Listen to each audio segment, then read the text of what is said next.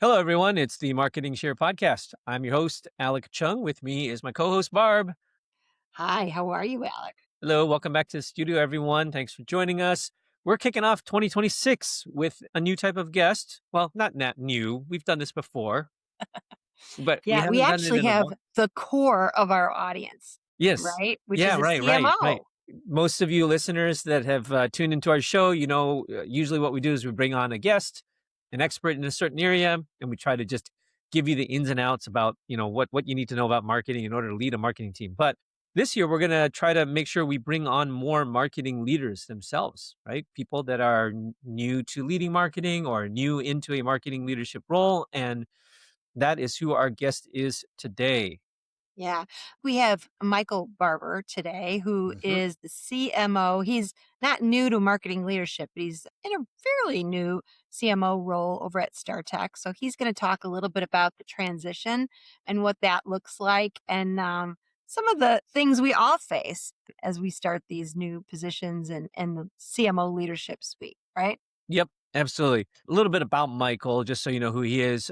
Before leading StarTech, he spent most of his career, actually, I think all of his career on the agency side. So you have that background too. So, Yeah, and interesting, what's really rare about Michael is that he's been, like, on the creative side, on the media side, and on the yeah. account strategy side. Usually, you kinda stay in a lane usually, or at least that's Oh, what it was back in the day, but he's got a really nice background because all 3 he's actually been in. oh, that's interesting. Okay. Mhm. Yeah. Well, and also, I guess he got his start working under Jay Baer. So that's Yeah. pretty noteworthy as well. Oh, wow, great. Um, yeah. But he's been in this role for about a year. Yeah, And so I think he's going to have some really cool perspectives to share on stepping into a CMO role, especially coming from the agency side. yeah. So let's go talk to Michael and hear what he has to say. Let's go. All right.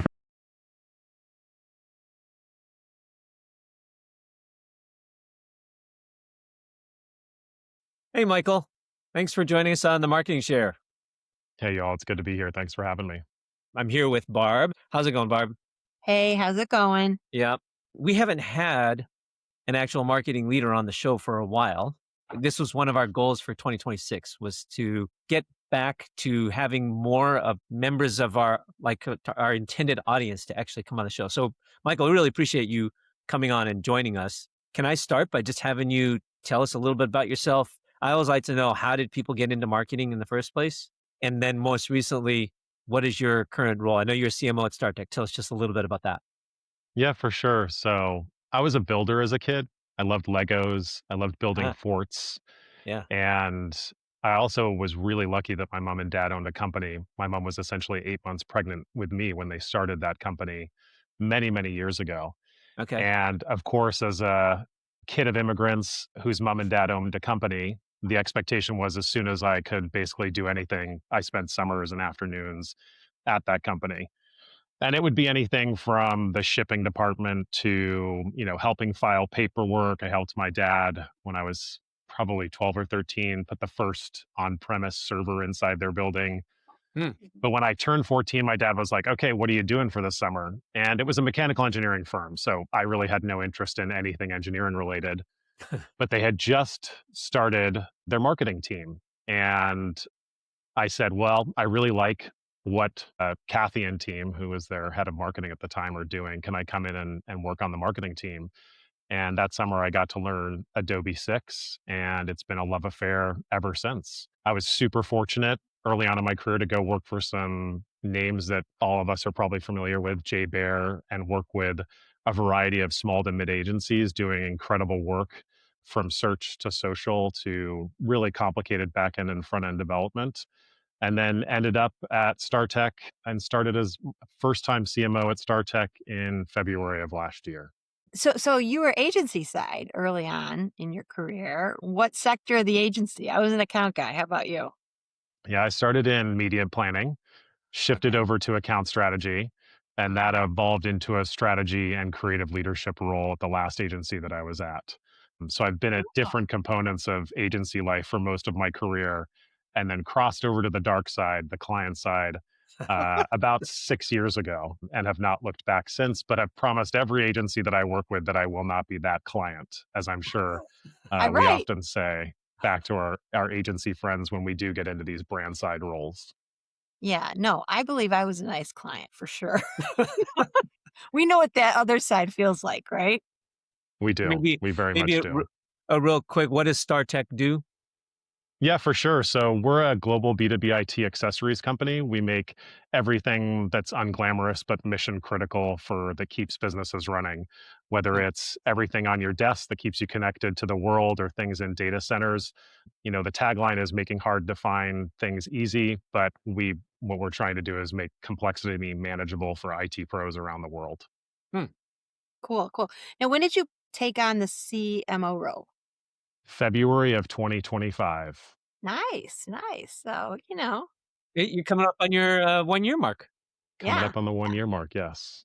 I've made it across the average threshold as we would know, so That's so crazy. So, just talk a minute about your observations of client side versus agency side. I think that's always interesting for people. yeah, it's a conversation that I have a lot. I think, the way to answer this question is to say they are both the same sides of the coin, right? Like you are doing basically the same work inside of both, but the scale, speed, and differentiation that you get outside in the agency world is very, very different than what I think is happening inside of brands. And I say that to the effect of within agencies, you're likely working on either super huge account and you're dedicated there, or more often Mhm. than you're not, you're spread across a couple of different brands and accounts you're working across.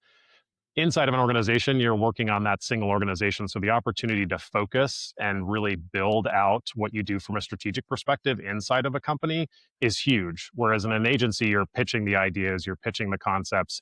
And then for the most part, you're sort of taking a step back once those ideas have been pitched, right? And so pace of play is often, I think, very different inside of brands than it is in agencies. I would say also just the opportunity. My sense is based on the several brands that I've had the opportunity to be on inside. There is way more nuance to the process of around the how the work gets done, and less focus on the creative side of the work that you do get inside of agencies. But more and more, as brands have built out their agency talent inside of their organizations or built out service agencies inside of their organizations, a lot of that creativity is coming back in house. So Mm, the lines are much more blurred, I feel like, these days of what's happening inside of agencies versus what's happening inside of brands more than they ever have done before. Whereas, back in my day, there were very clear things that were happening outside the building versus what's happening inside the building. mm, Yeah, I mm, think that's a great take on it. I always think too, it's like agency variety, right? Client side depth of the Yes. business overall, right? Yes. So that was another thing I would say. mm. So what about this role has surprised you or something that you weren't prepared for or something that you genuinely think, wow, I was really glad I did this? Yeah, I think the one thing, this isn't much as a surprise as it much as is an observation, and that's at how emotional the job is. And I don't really say that in like a dramatic way. I say that in like Mhm. a really human way, especially when you are coming into a team that's fairly established, and you're coming in from a leadership perspective. You're carrying the weight, likely as a new CMO inside of most organizations, of revenue expectations, brand legacy, team morale, what's worked, what hasn't worked well, that Mhm. sort of cross-functional tension or long-term bets. Like you're there for a reason. Either something didn't work out, or the company is making a pivot and didn't feel like the person that was in that role had the depth or breadth to handle that pivot.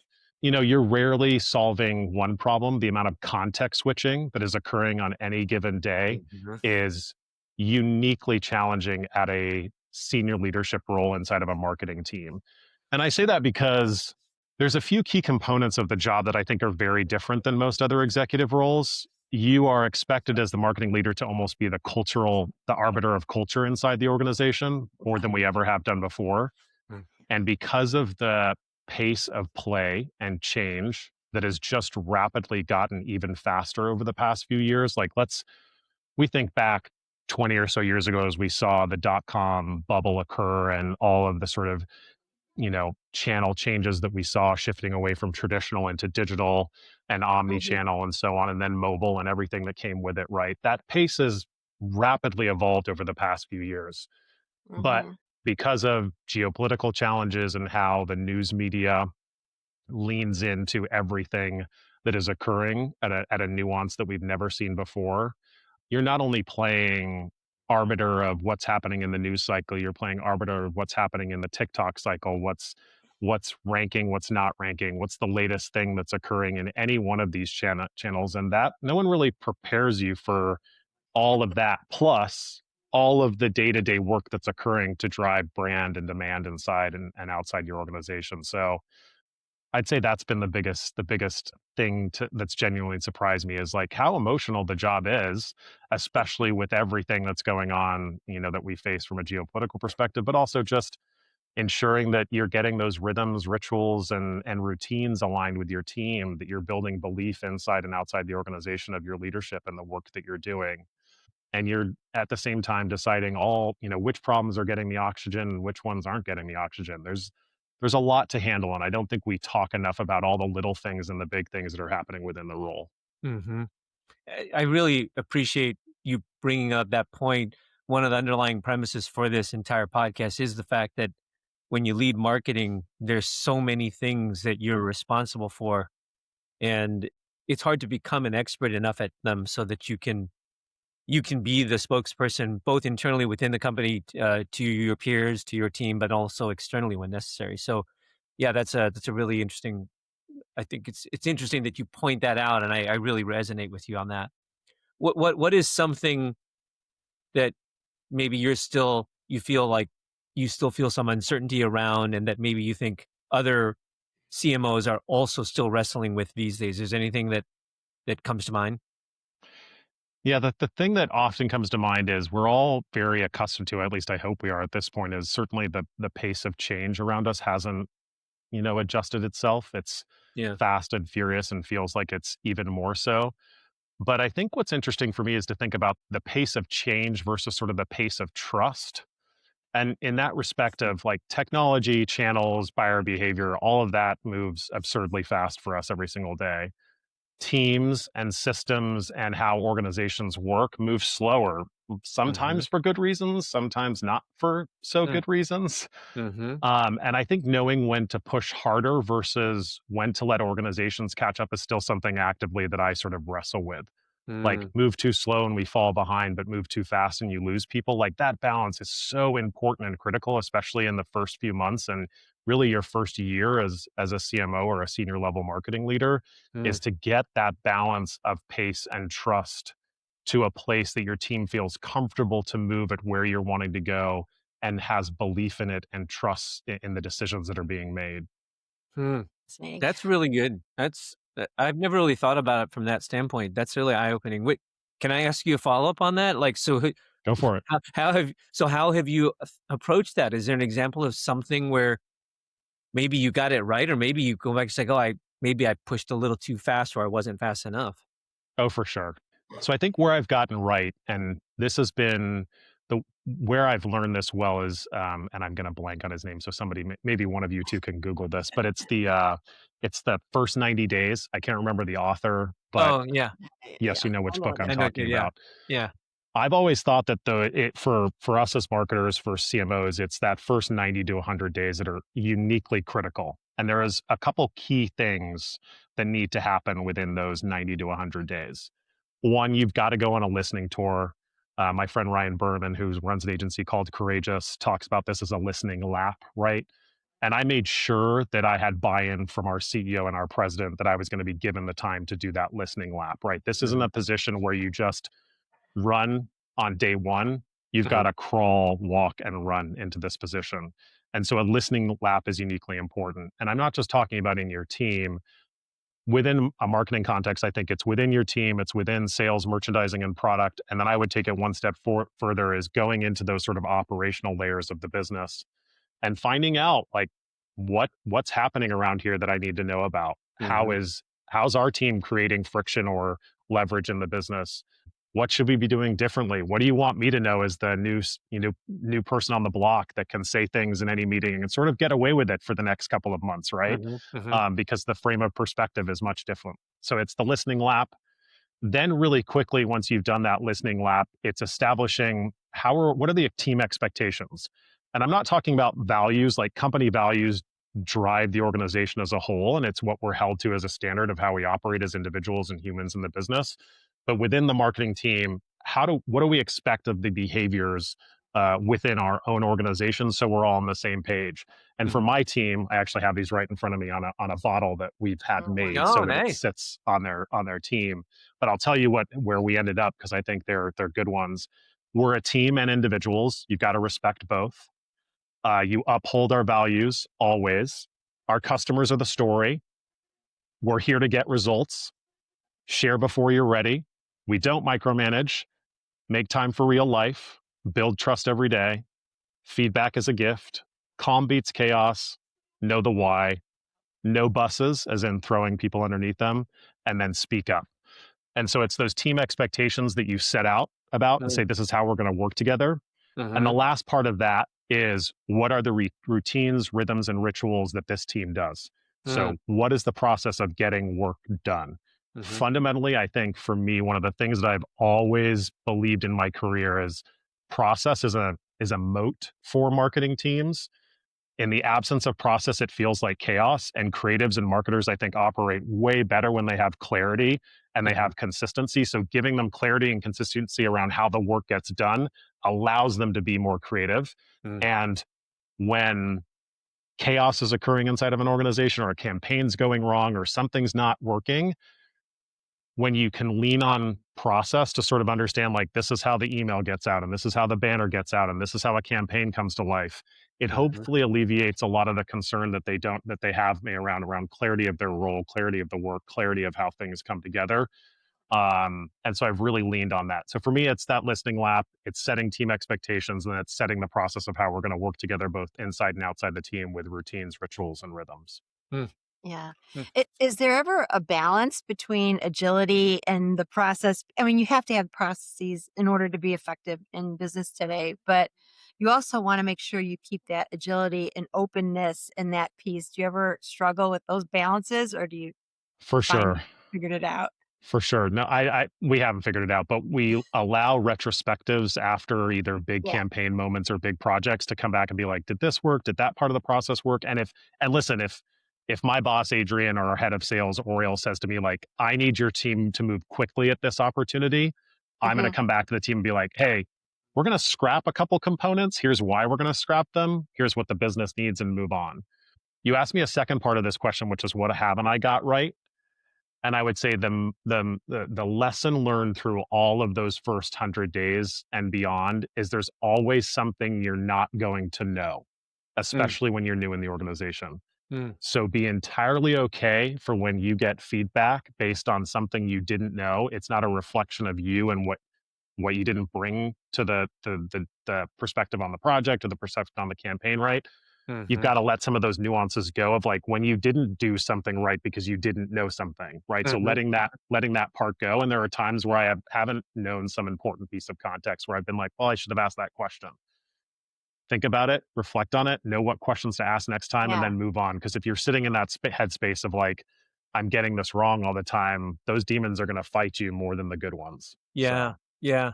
You said that in the context of the first 90 or 100 days, but I would venture that applies just ongoing, right? Just have the humility.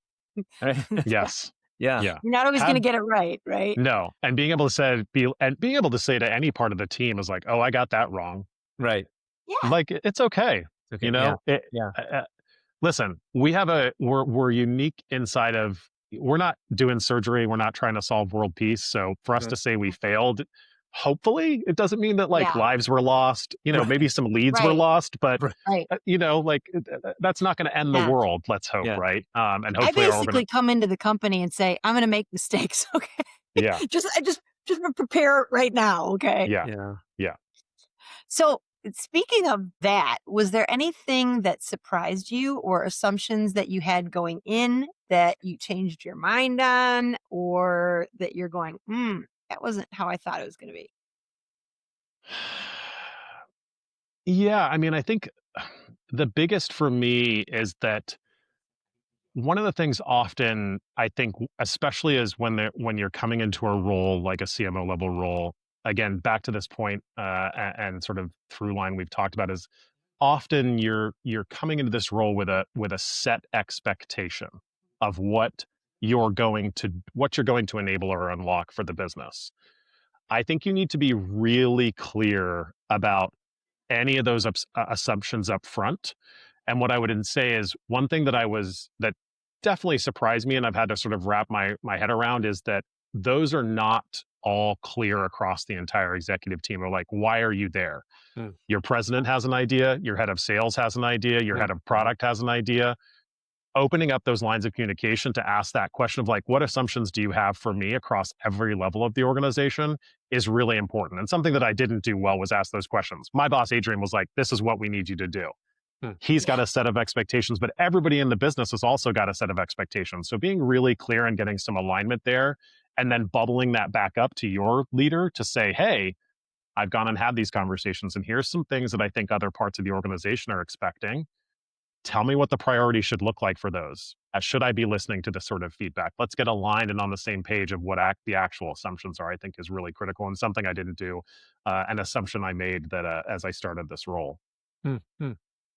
So here's a follow up to that, because I think there's a lot of learning on the job, when you're especially first time doing anything.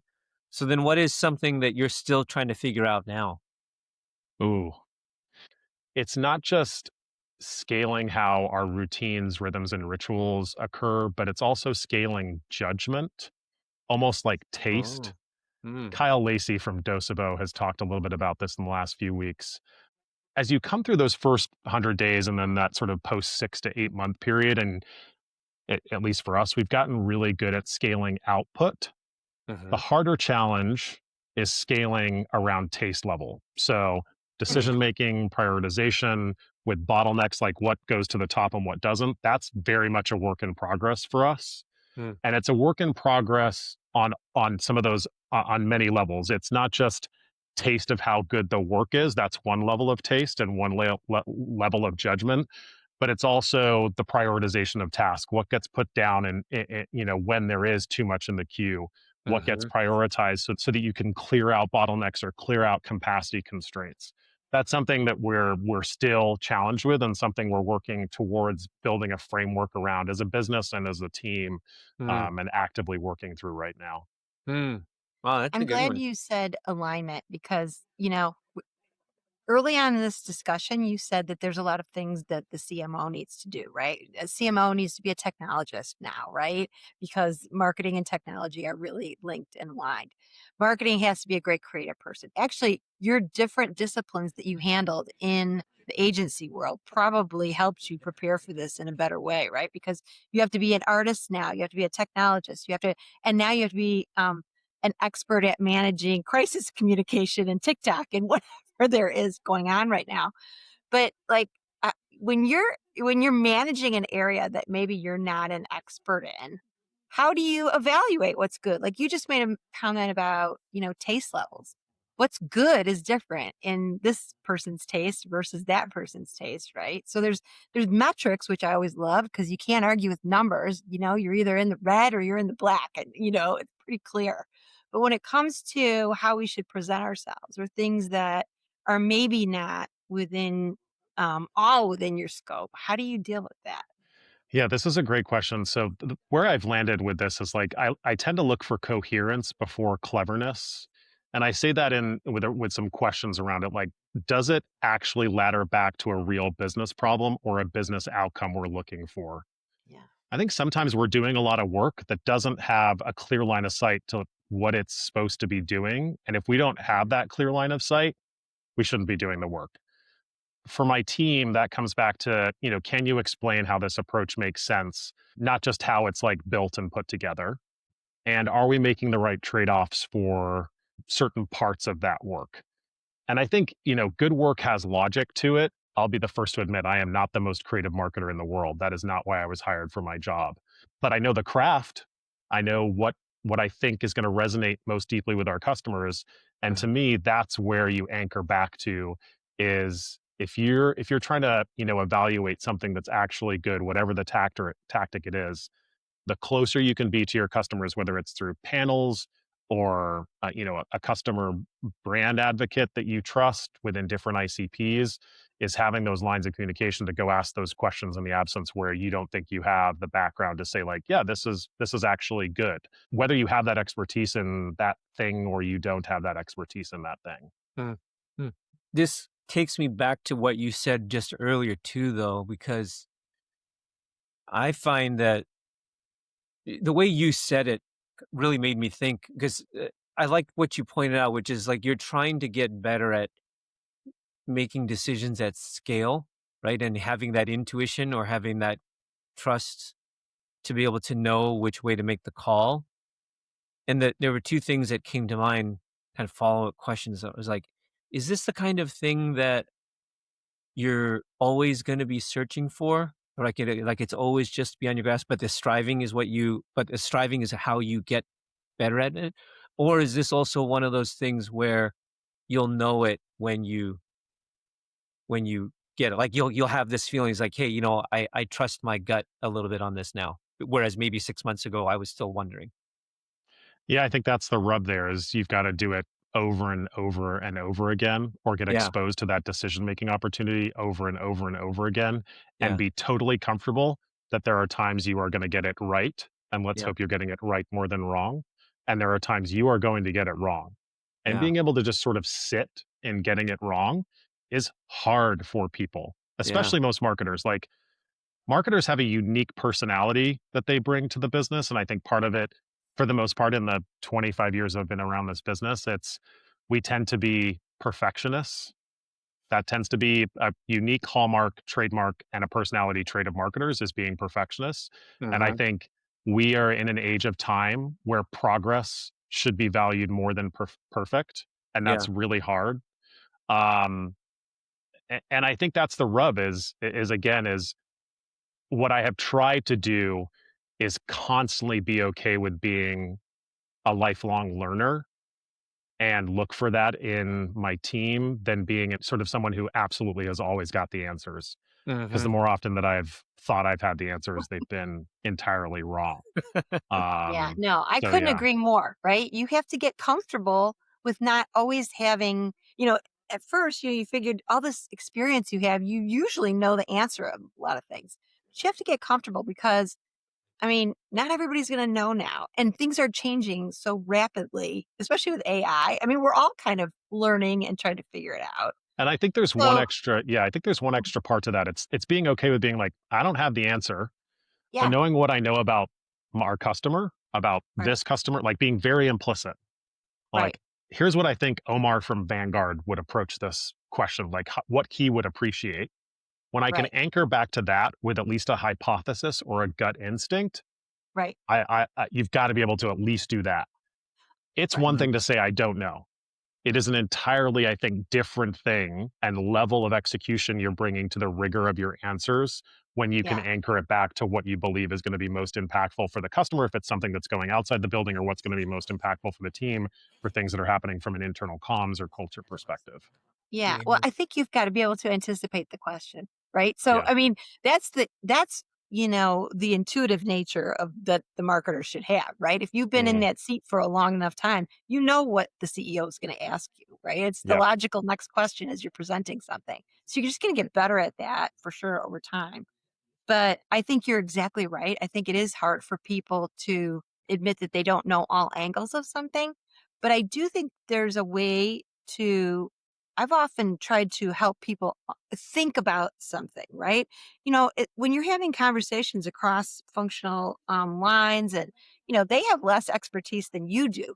So helping them think through or think about what you're about to say to them, it's kind of like, let me give you a backdrop on this a little bit, and then we can discuss a little bit. I think that sort of helps people that are trying to have that conversation, especially with cross functional leaders and their CEOs. Yeah. And I think it's also encouraging those moments of when it's okay to take a beat. There are Hmm. times inside of conversations or ideations or explorations we're doing where I will say to our team, I need a moment to like process. I need a moment to think. And I think it's entirely okay as you're exploring the work and the process to be like, we need a few days to sit with this. Yeah. And we've got to give people the space to be able to do that because I think it's a completely unrealistic expectation when you're asking tough questions that you're going to get a super coherent and informed answer right away. There's Mhm. plenty of people that are very good at that, but it doesn't necessarily mean it's going to be the right answer. But giving people the space to be able to think and process, and if that's a moment or if that's a day or two, right, when you're asking tough questions, it's important we give our teams the ability to do that. It is, and learning how to do that with the team is key to being able to be a leader with that team. But then I think the other part where you feel a lot of pressure though is um, now at your peer level, right? Your CRO or your CFO or your CEO is going to look to you to answer anything related to marketing. And so then you're also, you have to know how to answer that too, especially if it's something to where like maybe you do need to think on that a little bit. You don't have the immediate quick answer. I think that's the other pressure point that we feel. For sure. And I think it is an expectation, an unspoken expectation, and sometimes a very spoken expectation at the executive role Hmm. that you know your part of the business Hmm. in and out, Yep. Right. right? Right. So this isn't going to work at every part of the team or for every individual that's on your team, but at our level, the Mhm. expectation is you know the answers to those questions when it impacts your part of the business. Yeah. Yeah. Right. Um, For sure. and I'll be perfectly blunt, that takes time.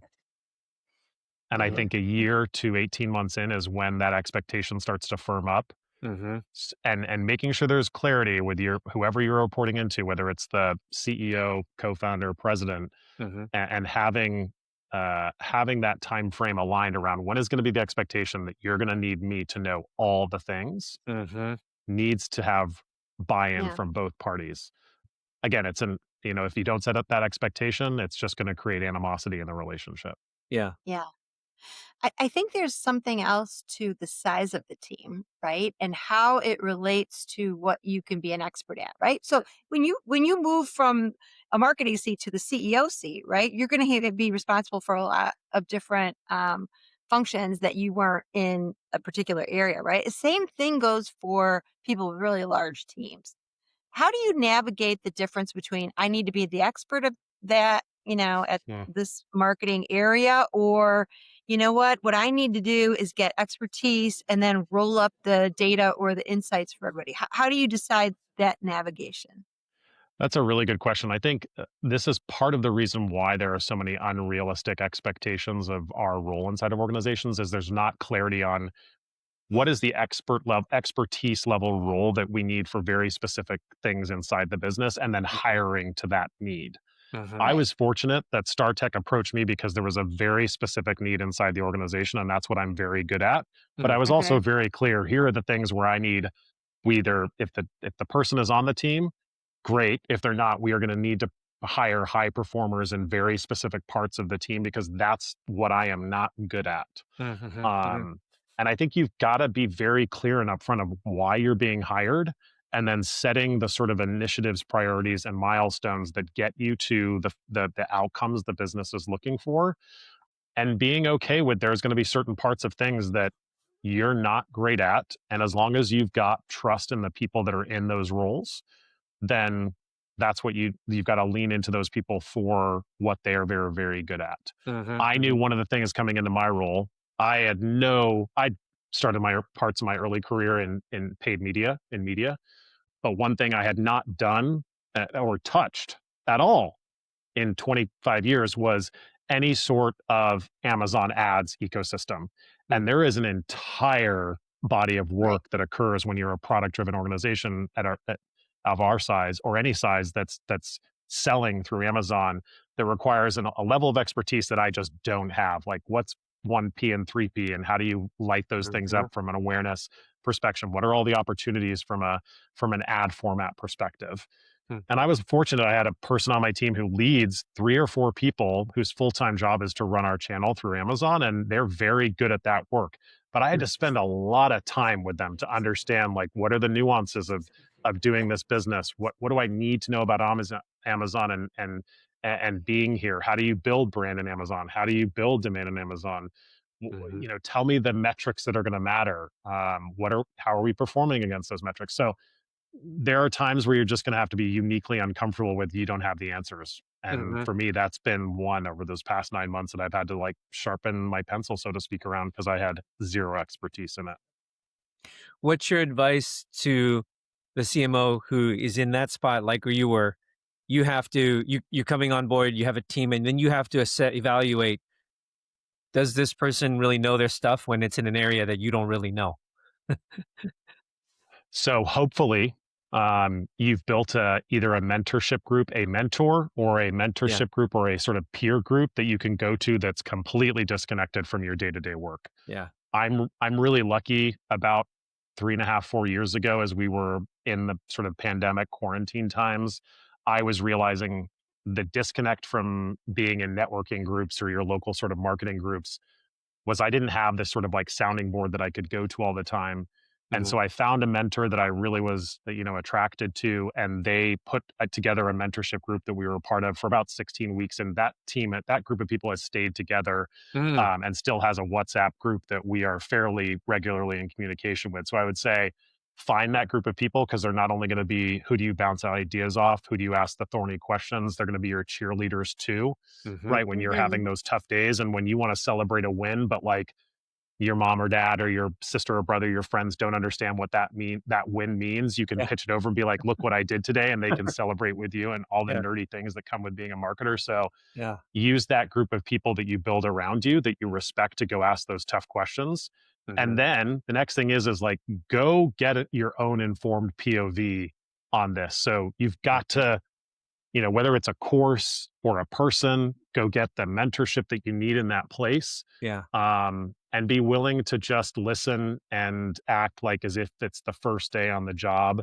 Yeah. And, tell your team, like, I need you to talk to me like I am 22 out of college and this is my first time in this thing. Hmm. And they'll be like, okay, I'll, Hmm. I'll do that. Right. Hmm. Honestly, I think when you ask people, hey, what's your take on this? I mean, this is how Alec and I got together, right? For this podcast. It was like, what's your take on this? Have you done this before? People are mostly willing to share their experience, right? And if they don't have the experience in this area, we belong to several groups like that. It's like, I'm not an expert at this one, but try this person, right? I mean, I think most people are fairly willing to cover that with you. I've Oh, yeah. found. Yeah. Yeah. Was there a specific moment when it hit you that this job or this function was just different than what you've experienced before? Or was there an aha that you woke up and you went, wow, this is going to be different in this area? I mean, if there's ever a moment where you realize that the buck stops here, Yeah. it is the answers to the questions you're getting asked, whether it is from your executive team or from your team. Mm-hmm. Your say is virtually the final say, and it Yep. is those moments where you make that decision and you make a declarative statement, where you realize, oh, that's the way things are going to go. And that's an interesting moment, because before you're in that seat, you're advising and counseling, but Hmm. you don't get to Yeah. own like the Yeah. ultimate decision that's made. Yeah. And now it is the ultimate decision. So there are moments where I have a post-it up on the corner of my second monitor that says, "Are you sure?" That just reminds me to take a beat when I'm going to Yeah. say something, because if I don't ask my question of that, is there certainty in my answer? Is there certainty in the thing that I'm saying? Hmm. That should be a red flag in my brain that's going off. But that's been probably the biggest thing, is realizing that when you make a statement, it is Yeah. often interpreted as, "Yep, that's the final say. That's the way we're going." And that's something that has to become. You just have to get used to that feeling, because it is not one that you've been accustomed to at any moment in your career before. Yeah. I call that courage of your conviction.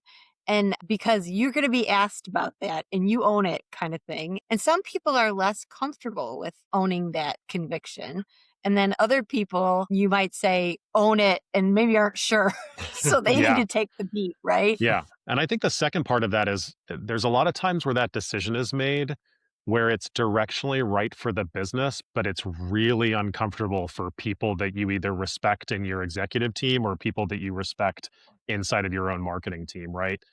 It's that realization as you're making those decisions that a lot of this role is sometimes, isn't about being liked, and it isn't about being right in isolation. It's really about stewardship, like of the Mm-hmm. brand, of the Hmm. team, of the long game. Hmm. And Mm-hmm. sometimes those answers that you make, those decisions that you make, are going to have big negative impacts in the short term that you have to be okay with managing through, because it is the right decision for the brand, the team, and the long game Mhm. of what you're trying to Mhm. do in the business. Mm. And that's tough. That's when the realization is like, I have to make a decision that's very, very clear for the business, but it Mhm. is very uncomfortable for what's going to happen in the next few weeks, few months, and maybe even longer than that. That's like the CEO mindset, by the way, right? Yeah, Right? That you have to think like a CEO when you get into the C-suite, right? you That's do. where You very much do. ages. I'm going to pick up on a word that you said though, which I really like because I use this word a lot too. Steward, the steward of the brand. And people just think, "Oh, marketing, you own the brand." Like, no, no, the brand is the company's brand, but we are the steward of the brand.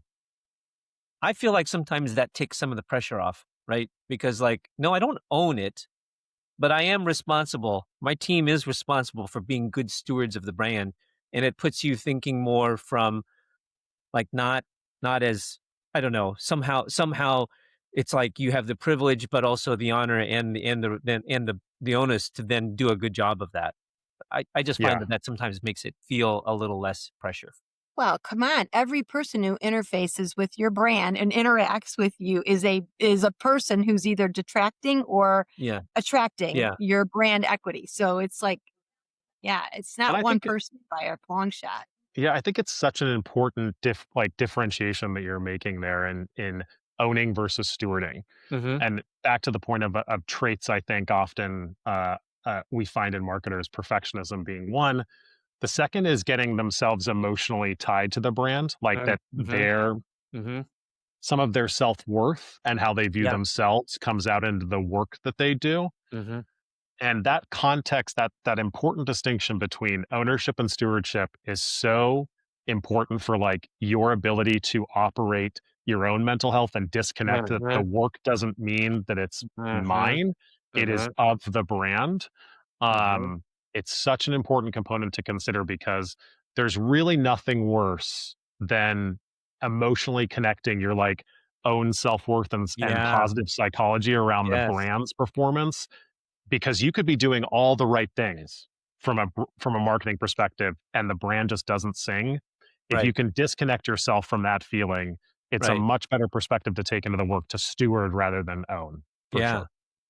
I love that. I love where you went with that. That is so true. And it allows you, I think, then to sometimes make the harder calls, right? Because when you have that emotional connection with it too, you might subconsciously, if you're not aware of that, you're going to subconsciously sometimes run into decisions that are hard. And you're like, why can't I decide? I think maybe if you take that slightly different, you know, uh, angle on it, you might find that, okay, I can make an objective decision about this, which is Yeah. what you need to do. So, Yeah, you do. yeah. Wow. Michael, this has been a really fantastic conversation. We definitely have to do this more. We generally talk to marketing experts in a certain area. I like just talking to other marketers. We're just talking amongst ourselves. Feels really good. If people want to find out more about you or just connect with you, where should they go? You can go to LinkedIn, head over to the search bar, put Michael James Barber, and you should find me at the top. But I'm at Michael J. Barber everywhere else online: Threads, Instagram, the X, whatever we're calling it these days. But feel free to connect with me wherever, and michaeljbarber.com if you can't find me anywhere else. Well, congratulations. And we're looking forward to seeing some more great things happening. So Thanks excellent. all. It was a Great pleasure. Thanks for conversation. joining Thanks for us. the time. Of Yep. course.